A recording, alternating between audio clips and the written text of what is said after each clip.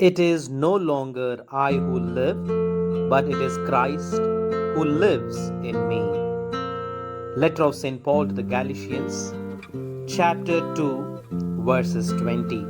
My dear brothers and sisters in Christ Jesus, the verses of St. Paul gives us an encouragement to dwell on this promise because St. Paul knew the power of the cross of Christ. Because through that cross, Christ saved the humanity and brought salvation to the humanity. That is the reason St. Paul was always ready to be crucified with Christ.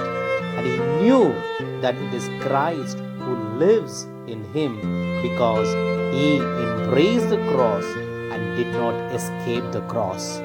Yes, my dear brothers and sisters, even in his preaching, he used to say that we have come to preach to you about Christ who was crucified and who is resurrected to you and to me. This was his preaching because he was convinced enough that Christ lives in him.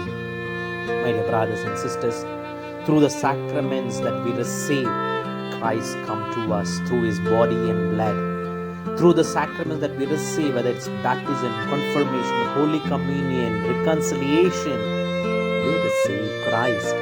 But receiving Christ, are we allowing Christ to live in us, to remain in us? Let us ponder over this promise and answer this question and allow Jesus to live in us. Amen.